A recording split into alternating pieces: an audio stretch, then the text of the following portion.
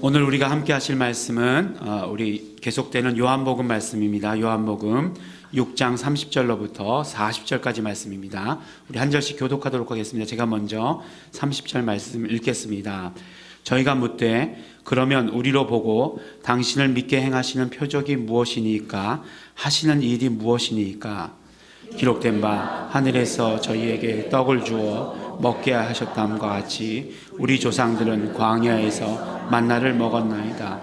예수께서 이르시되 내가 진실로 진실로 너희에게 이르노니 하늘에서 내린 떡은 모세가 준 것이 아니라 오직 내 아버지가 하늘에서 내린 참떡을 너희에게 주시나니 하나님의 떡은 하늘에서 내려 세상에게 생명을 주는 것이라야. 저희가 가로되 주여 이 떡을 항상 우리에게 주소서. 예수께서 가라사대 내가 곧 생명의 떡이니 내게 오는 자는 결코 줄이지 아니할 터이요 나를 믿는 자는 영원히 목마르지 아니하리라. 그러나 내가 너희더러 이르기를 너희는 나를 보고도 믿지 아니하는도다 하였느니라. 아버지께서 내게 주시는 자는 다 내게로 올 것이요 내게 오는 자는 내가 결코 내어 쫓지 아니하리라. 내가 하늘로서 내려온 것은 내 뜻을 행하려 함이 아니요 나를 보내신 이의 뜻을 행하려 함이니라. 나를 보내신 이의 뜻은 내게 주신 자 중에 내가 하나도 잃어버리지 아니하고 마지막 날에 다시 살리는 이것이니라. 함께 봉독하시겠습니다. 내 아버지의 뜻은 아들을 보고 믿는 자마다 영생을 얻는 이것이니 마지막 날에 내가 이를 다시 살리리라 하시니라. 아멘. 오늘은 우리 아브라함의 이야기로 말씀을 시작하려고 합니다. 우리는 아브라함에 대해서 잘 알고 있죠. 아브라함이라고 하는 사람을 모르는 크리스찬들은 없을 것입니다. 아브라함 그러면 믿음의 조상, 그렇죠? 그래서 믿음의 조상 아브라함은 7명의 아들이 있었는데 왜 주일학교를 열심히 다녀야 됩니다. 이런 거 잘하려면.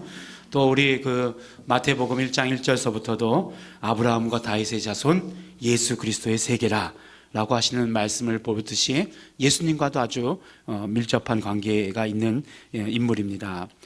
창세기를 보면 우리 그 아브라함에 대한 이야기가 참 많이 나오죠. 그래서 제일 먼저 기억나는 이야기 뭐죠? 아브라함과 언약을 세우시는 그 이야기 여러분들 다 기억나시죠? 근데 또 모든 것이 다 긍정적인 이야기만은 아니에요. 좀 아쉬운 이야기도 있죠. 어떤 이야기가 있습니까? 아내 사라를 팔아먹은 얘기가 있어요. 예. 그것도 몇 번이요? 2번이나. 처음 한 번 팔아먹었다면 실수다 그렇게 얘기할 수 있겠지만 두 번째는 의도적이다, 죄질이 나쁘다 이렇게 얘기할 수 있는 거죠.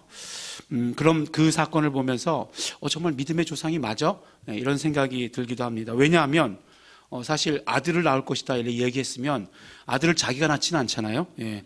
아내가 있어야 되잖아요. 아내가. 예. 아내가 있어야 되는데 그 아들을 낳을 아내를 팔아먹었다는 거는 언약을 저버렸다는 게 아닌가라는 생각이 들기도 합니다. 근데 사실 이 사건이 굉장히 이상한 점이 많이 있어요. 뭐냐면 이 사건을 다시 읽어보다가 만약에 이 사건이 순서대로 기록된 것이라면 이때 사라의 나이가 몇 살인지 아십니까? 이때 사라의 나이가 90이에요. 예. 90인 아내를 팔아먹었어요. 예. 근데 더 이상한 건 아비멜렉이에요.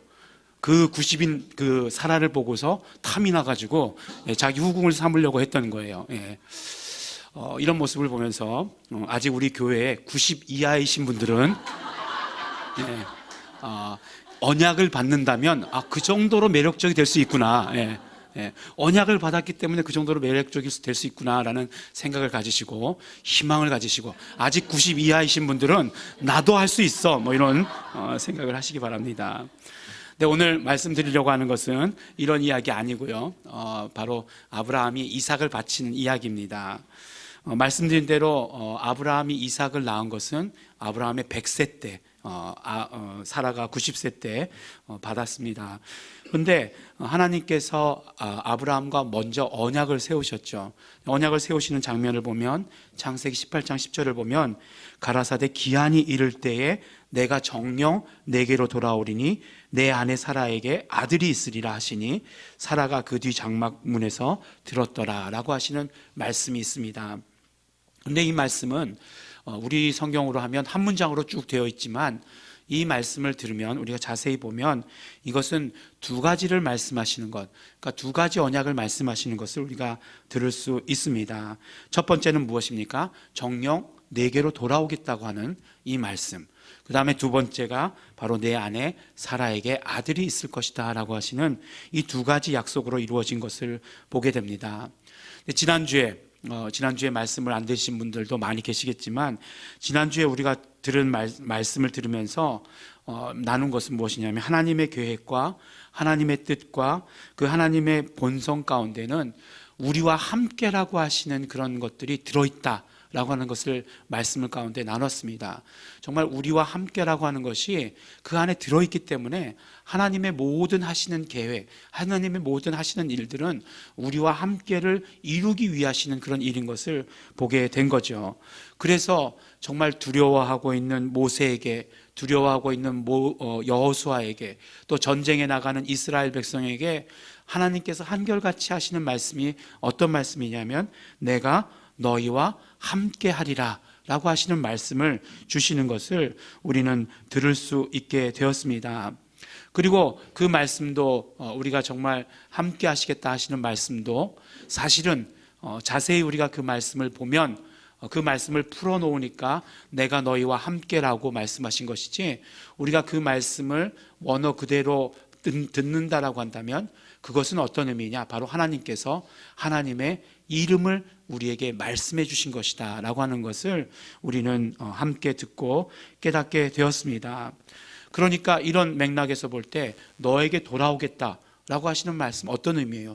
누구든지 다 이해할 수 있죠. 너와 함께 하겠다라고 하시는 그런 말씀이신 것이에요. 그러니까 하나님께서 아브라함과 함께 하시겠다라고 약속하신 것입니다. 그래서 아브라함이 하나님께서 아브라함과 함께 하신 증거로 보여주신 것이 무엇이죠? 바로 이삭이에요. 이삭이 바로 하나님께서 함께 하시는 증거가 되는 것입니다. 그렇다라고 한다면 이 두 가지 약속 중에 어느 약속이 더 큰 약속이겠는가 하는 것입니다. 하나님께서 우리와 함께 하시겠다고 하신 것이 더 큰 약속일까요? 아니면 이삭을 낳은 것이 더 큰 약속일까요? 우리는 하나님이 함께 하시는 것은 눈에 보이지 아니하고 이삭이 태어난 것은 눈에 보이니까 이삭이 태어난 일이 더 큰 일이다, 이렇게 말하고 싶으신 분은 우리 예일중앙교회는 안 계신 것으로 저는 믿고 있습니다. 하나님이 함께 하시는 것이 훨씬 더 우리에게 중요하고 큰 일입니다. 이제 하나님의 함께 하심이라고 하는 뜻을 하나님께서 우리에게 늘 알려주시고 계시다라고 하는 사실을 우리는 그 언약 가운데서도 발견해야 하는 것입니다. 그런데 이렇게 귀중한 정말 하나님의 함께 하심의 증거가 되는 이 이삭을 하나님께서 바치라고 합니다. 근데 우리가 바친다 이렇게 얘기하면, 아우 이번 일만 이렇게 이루어 주시면 이 자식이 정말 더 이상 문제를 일으키지 않고 하나님 앞에 돌아오면 이 자식을 바치겠습니다. 이렇게 얘기해 보신 적 없으시죠? 네. 뭐 이렇게 얘기한다고 할 때 그때 바치는 것이 어떻게 바치는 겁니까? 그냥 다른 사람들보다 교회 좀 더 잘 나오게 하겠다, 뭐 그런 의미 아니겠어요? 뭐 아무리 최대한으로 뭐 많이 얘기해도 뭐 그냥 사역자 되게 하겠다, 뭐 그 정도 아니겠어요? 근데 하나님께서 아브라함에게 아들을 바치라고 할 때 뭐로 바치라고 하냐면 번제물로 바치라는 거예요. 양 대신 번제물로 바치라는, 그러니까 죽이란 얘기죠. 죽이란 얘기입니다. 아브라함이 이 말씀을 듣고 나서 뭐 주저했는지 안 했는지는 잘 모르지만 바로 하나님께서 정하신 땅으로 길을 나섭니다. 모리아 땅에 있는 어떤 산으로 가라 라고 하셨으니까 그 산으로 여정을 갑니다. 가까운 곳은 아니었던 것 같아요. 사흘 동안 종들이랑 이제 여정을 함께 합니다. 그리고 나서 이제 산이 보이는 곳에 이르러서는 종들에게 너희는 여기서 기다려라, 돌아올 때까지 기다려라 하고는 그동안 가지고 왔던 모든 짐을, 이제 장작 같은 것들을 이제 이삭에게 짊어지게 하고 둘이서 모세와 아브라함과 단 둘이서 길을 떠나게 됩니다. 그 길을 떠나다가 아무래도 이삭이 이상해요. 분명히 제사를 지내러 가는데 자기가 장작은 짊어졌는데 정말 그 번제물로 드릴 양이 없어요. 그래서 아브라함에게 물어봅니다. 아버지, 양은 어디 있습니까? 이렇게 물어보는 거죠. 어떤 톤으로 물어봤는지는 잘 모르겠어요. 분명히 한국말은 아니었을 테니까. 그러니까 아브라함이 어떻게 했습니까? 뜨끔했겠죠. 뜨끔했는데 뭐라고 얘기하냐면 하나님께서 직접 마련해 주실 것이다. 이렇게 얘기합니다. 네. 아브라함이 알고 그랬을까요? 네. 그냥 널 죽여야 되는데 뭐 지금 얘기하나 나중에 얘기하나 뭐 별 차이가 없으니까 나중에 얘기하겠다 뭐 그런 의미 아니었을까요? 그래서 이제 결국 두 사람은 산에 도착하고 산에 도착하자마자 아브라함은 이제 제사를 지낼 준비를 합니다. 분명히 장작을 쌓았겠죠. 그리고 나서 어떻게 하냐면 이제 이삭을 묶습니다. 묶어가지고 이제 칼로 내려칠 준비를 하는 거죠. 이 칼로 이제 내려치려고 이제 막 딱 내려치려고 하는데 천사가 나타나서 아브라함아, 아브라함아 이렇게 굉장히 다급한 음성으로 하셨던 것 같아요. 만약에 뭐 한국의 크리스찬들이라고 한다면 아브라함아 아브라함아 그러면 잠깐만 기다리십시오. 제가 이 일을 맞춰놓고서 그 응답하겠습니다. 그리고 그냥 칼로 탁 뺀 다음에 왜 그러십니까? 뭐 이렇게 했을 것 같은 그런 생각도 들지만 어쨌든 간에 다행히도 아브라함이 그 음성을 듣고서 바로 그 천사의 음성에 응답을 합니다. 그 천사가 이렇게 얘기하죠. 그 아이에게 손대지 말아라 라고 말씀하십니다. 아무 일도 그에게 하지 마라. 내가 내 아들을 내 독자라도 내게 아끼지 아니하였으니 내가 이제야 내가 하나님을 경외하는 줄을 아노라 라고 이렇게 말씀을 하십니다. 그리고 나서 아브라함의 이제 고개를 들고 보니까 순양 한 마리가 수풀에 걸려 있는 것을 보게 되는 것입니다. 그래서 이제 그것을 가지고 번제 제사를 지냈죠. 아브라함이 이 일을 경험하고 나서 그 장소의 이름을 뭐라고 얘기했냐면 바로 우리가 잘 아는 대로 여호와 이레라고 말씀했습니다. 그리고 그 말씀의 뜻이 무엇인지 성경에서 기록하는데 여호와의 산에서 준비될 것이다 라고 하시는 그런 의미를 갖고 있다는 것을 알게 해주신 것이에요. 이 사건을 통해서 그렇구나, 아브라함과 하나님과의 관계가 저렇게 되었구나, 정말 저 모습을 보니까 이제 믿음의 조상의 그런 모습을 띄어가는구나, 그런 모습을 갖게 되는구나 하는 것을 보게 됩니다. 그런데 그것보다 더 중요한 것은 무엇이냐면 아브라함은 이 사건을 이 사건의 모든 제목, 이 사건의 모든 결론을 하나로 이야기했어요. 그것이 무엇입니까? 바로 여호와 이레예요. 근데 여호와 이레라고 하는 것은 무엇이에요? 여호와라고 하는 것은 하나님의 이름이잖아요. 그러니까 자신이 경험한 그 사건을 바로 하나님의 이름으로 표현했다는 것이에요. 참 재밌죠? 정말 그 자신이 정말 이 놀라운 일을 경험했는데 그 경험한 일의 그런 모든 결론, 모든 제목, 그 모든 것들을 다 아우르는 말로써 하나님의 이름을 선택한 거예요. 그래서 여호와 이레라고 이렇게 얘기합니다. 여호와라고 하는 하나님의 이름에다가 그 다음에 자신의 경험을 더한 것이에요. 예비하여 주셨다, 준비하여 주셨다라고 하는 자신의 경험을 더해서 여호와 이레라고 말씀해 주신 것입니다. 이것을 통해서 우리는 무엇을 알게 되느냐 하면 바로 하나님의 이름 가운데는 이레라고 하는 그런 뜻이 들어있구나라고 하는 사실을 우리는 알게 되는 것이에요. 그렇구나, 하나님의 이름이라고 하는 그 가운데에는 정말 준비해 주시고 예비해 주신다라고 하는 그 뜻이 들어있구나 라고 하는 것을 알게 되는 것이에요. 그래서 구약의 이런 많은 표현들을 보면서 정말 하나님의 이름 가운데는 여호와 샬롬, 평화가 들어있는 것이고, 하나님의 이름 가운데는 여호와 니시, 승리가 들어있는 것이고, 여호와 라파, 하나님의 이름 가운데는 정말 치료가 들어있는 것이구나 하는 것을 우리는 성경을 읽으면서 알 수 있게 되는 것입니다. 이제 우리가 요한복음 6장의 이야기로 돌아오겠습니다.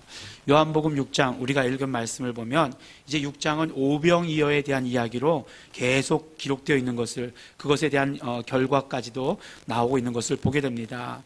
6장을 보면 계속해서 이제 떡에 대한 이야기가 있어요. 그래서 요한복음 6장에 대한 별명을 떡장이다 이렇게 얘기합니다. 히브리서 11장을 믿음장이라고 얘기하는 것처럼 여기서 장이라고 하는 것은 그 뭐 간장, 고추장 그런 장이 아니에요.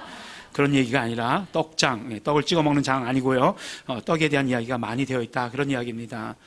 네, 오병이어의 이적은 굉장히 중요한 의미를 갖습니다.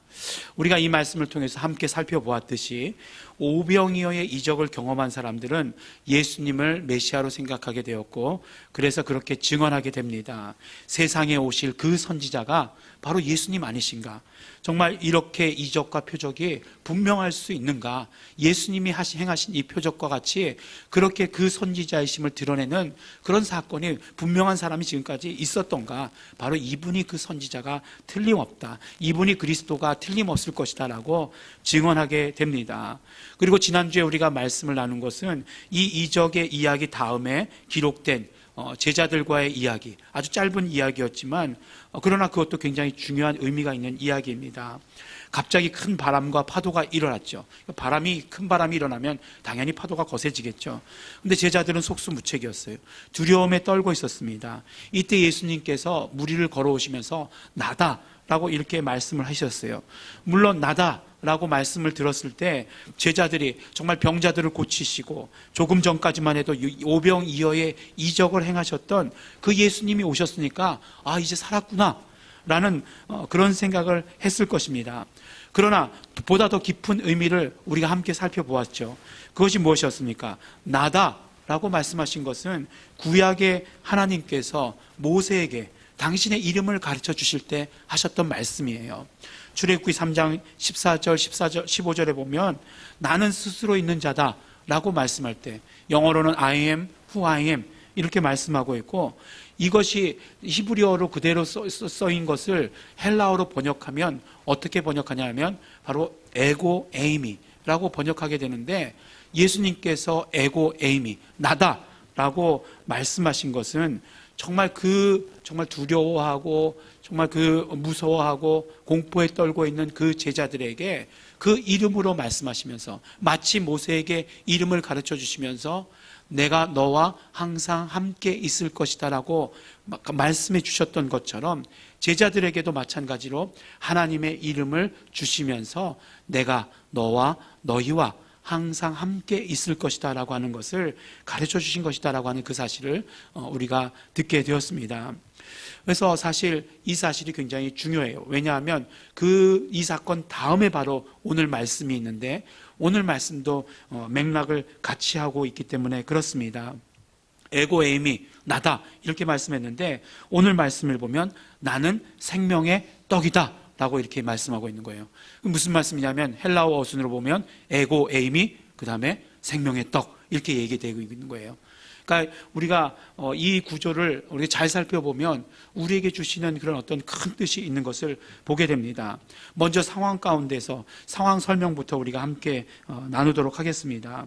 사람들이 예수님을 찾아왔어요. 우리가 잘 아는 대로 오병이어의 이적이 일어났던 곳은 갈릴리 바다 북동쪽, 그러니까 벳세다라고 하는 곳이었어요.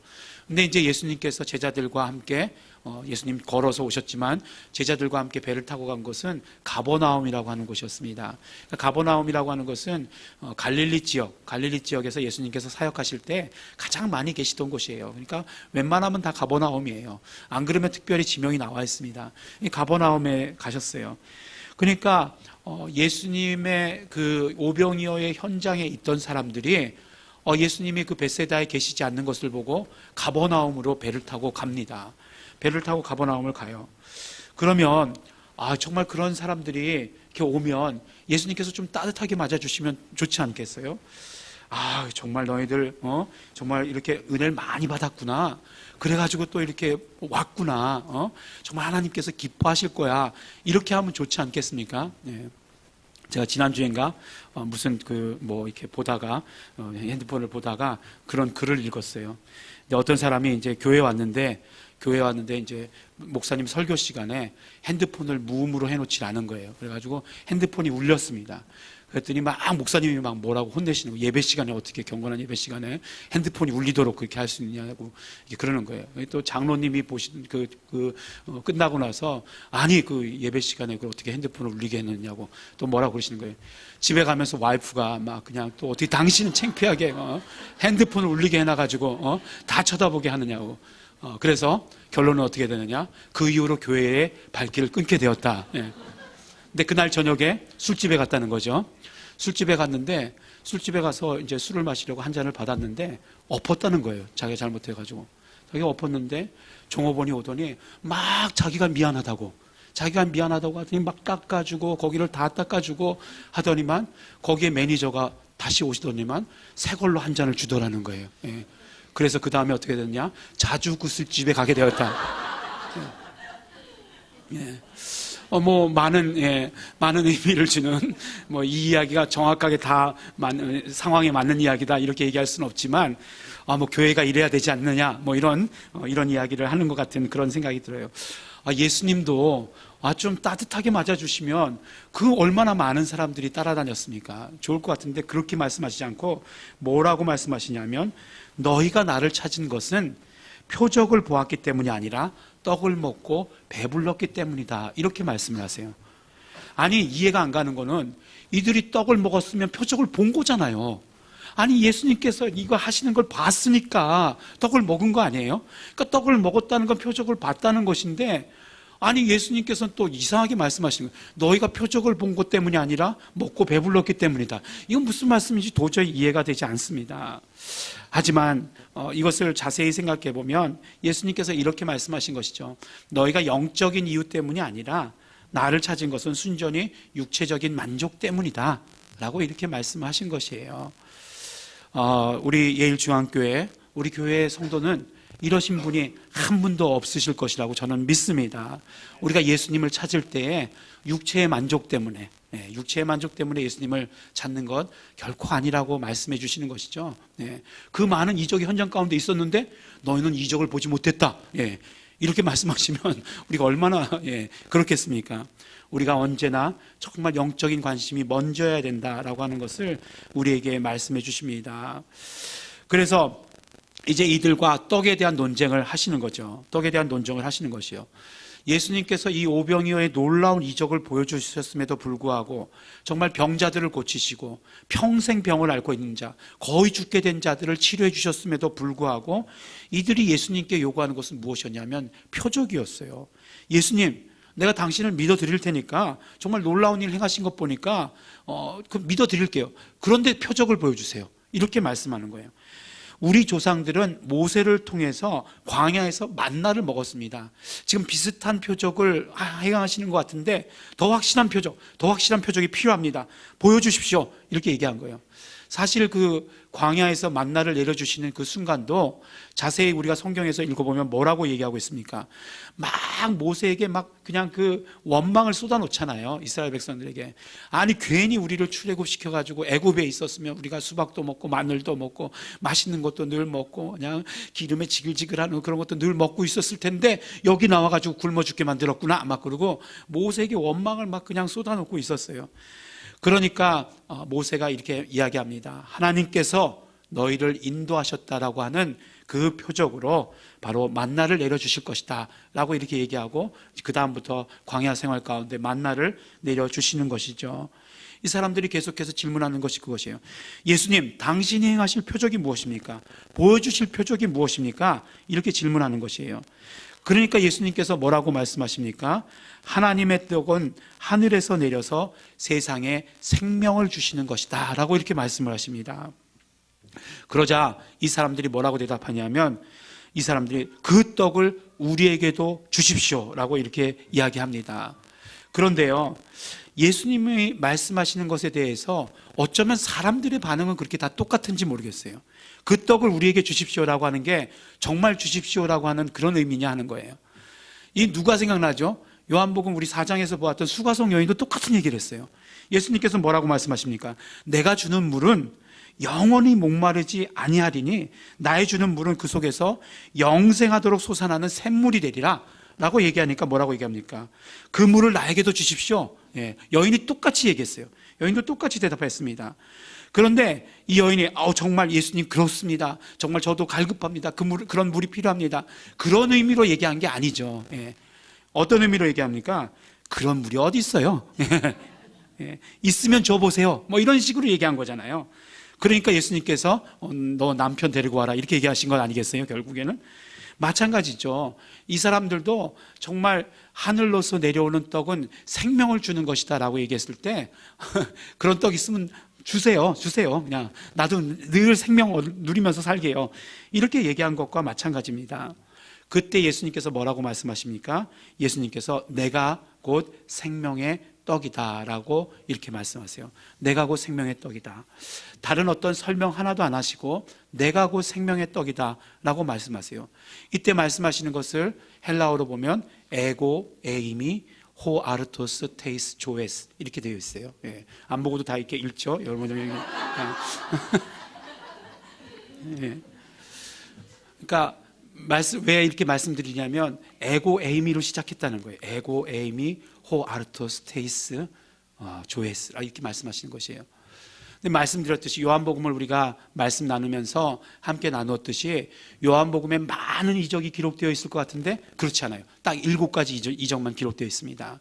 그리고 또 한 가지 7가지가 기록된 것이 있어요. 그것이 무엇이냐면 바로 에고 에이미로 시작하는 말씀이에요.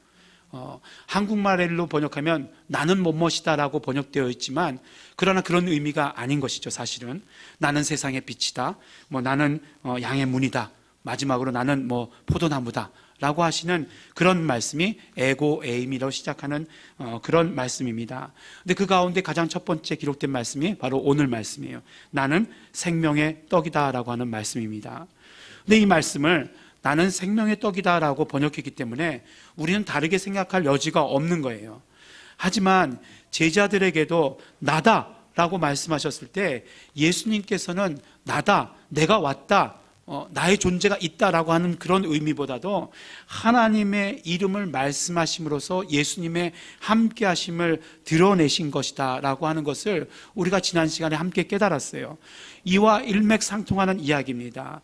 에고 에임이라고 하는 그 말씀을 통해서 하나님의 이름을 말씀하신 것이에요. 처음에 우리가 말씀을 시작할 때 아브라함 얘기 길게 말씀을 나누지 않았습니까? 아브라함은 모든 것을 준비하시고 예비하셨던 하나님을 묘사할 때 하나님의 이름을 가지고 표현했어요. 여호와 이레라고 이렇게 표현했습니다. 오늘 말씀도 하나님의 에고 에이미가 하나님의 이름이라고 말할 수 있어요. 그런데 하나님의 이름에다가 무엇이 더해진 거죠? 바로 생명의 떡이 더해진 거예요. 그러면 어떤 의미입니까? 우리가 처음에 여호와 이레의 말씀을 통해서 깨달은 대로 예수 이름은 어떤 의미를 가지고 있다라고 하는 것을 우리에게 말씀해 주시는 것이에요. 어떤 방법으로? 바로 하나님의 방법으로 우리에게 알려주신 것입니다. 하나님께서는 하나님의 이름을 통해서 하나님의 이름을 우리에게 가르쳐 주심으로써 예수님이 어떤 분이신지, 예수 이름이 어떤 이름인지에 대해서 우리에게 가르쳐 주시는 것이에요. 그러니까 하나님 이름 더하기 생명의 떡이라고 하는 그 말씀을 통해서 하나님의 이름 안에는, 더 정확하게 얘기하면 예수 이름 안에는 생명이 들어있다라고 하시는 말씀을 우리에게 주시는 것입니다. 여러 가지 표적을 보여달라고 하는 그 유대인들을 향해서 선포하신 것이에요. 하나님의 이름 플러스 생명의 떡이라고 하는 그 선포를 통해서 하나님의 이름 안에는 바로 생명이 들어있다. 그런데 그 생명은 우리의 목숨과는 다른 것이죠. 바로 영원한 생명, 그 영원한 생명이 들어있다라고 하는 것을 우리에게 말씀해 주시는 것입니다. 그래서 요한복음, 우리가 앞서 말씀을 나눈 대로 요한복음 3장 18절에 보면 저를 믿는 자는 심판을 받지 아니하는 것이요 믿지 아니하는 자는 하나님의 독생자의 이름을 믿지 아니함으로 벌써 심판을 받은 것이니라 라고 말씀하시는 것이 이런 이유입니다. 하나님의 이름 안에는 생명이 있기 때문에, 그래서 그 이름을 받아들이면 영생이 있다는 것을, 하나님의 이름이 어떠하시다는 것을 우리에게 알려주시는 것이죠. 바로 선포를 통해서 우리에게 알려주시는 것입니다. 그런데 이것이 또 아브라함의 고백과 다른 점이 또 한 가지가 있어요. 그것이 무엇이냐면 아브라함의 고백은 하나님의 이름에 자신의 경험을 더한 것이에요.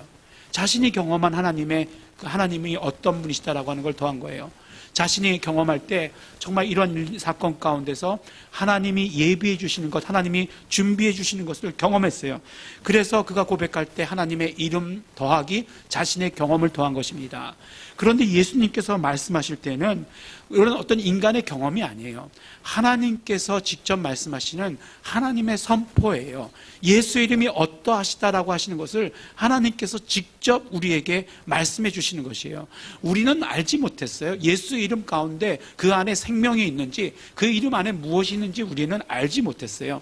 그러나 예수님께서 직접 말씀하심으로 말미암아 그 이름 안에는 생명이 있다는 사실을 우리에게 알려주시는 것입니다.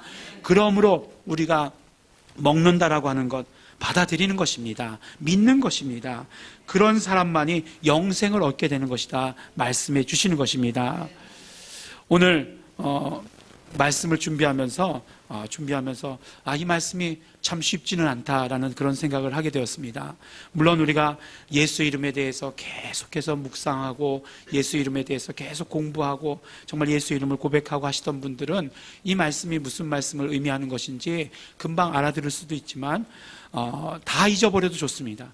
다 잊어버리셔도 좋은데, 그런데 예수님께서 꼭 우리에게 말씀해 주시는 것은 무엇이냐면, 하나님의 이름을 통해서 우리에게 알려주시는 것은 하나님의 이름 안에 생명이 있다라고 하는 것, 그것을 우리에게 말씀해 주시는 것입니다. 그 하나님의 이름 여호와 아닙니다. 왜냐하면 신약에서는 여호와라고 하는 그 이름을, 하나님의 이름을 발견할 수 없어요. 신약에서 말씀하시는 이름은 예수 이름입니다. 예수 이름 안에, 그 하나님의 이름 안에는 분명히 생명이 있다라고 말씀해 주시는 것입니다. 그러므로 우리가 그 이름을 믿을 때, 그 이름을 부를 때, 그 이름을 사용하고 전할 때 우리에게는 언제나 생명이 넘치는 것입니다. 여러분들 정말 느껴지실 거예요. 우리가 정말 예배 때 나올 때 이 말씀을 듣고서 예수 이름 안에 생명이 있다라고 하는 말씀을 들을 때 우리에게 생명이 넘치는 것을 우리는 경험하게 됩니다. 예. 말씀 전하기 전까지 막 기침 나가지고 뭐 이거 어떻게 할까 이렇게 했는데 그래도 아주 끝까지 원고 끝까지 왔어요. 예. 예. 저는 하여간 그 생명에 감사를 드립니다. 예. 오늘 우리가 어떤 모습을 가지고 나왔던지 간에 예수 이름 안에 있는 그 생명을 우리가 받아들이면 그것이 내 것이 되는 것이에요. 내가 그것을 예수 이름을 부르면 그 생명이 내 것이 되는 것입니다. 사랑하는 우리 예일중앙교회 성도 여러분, 예수님은 당신이 어떠하심을 하나님의 이름을 통해서 우리에게 알려주시고 계십니다.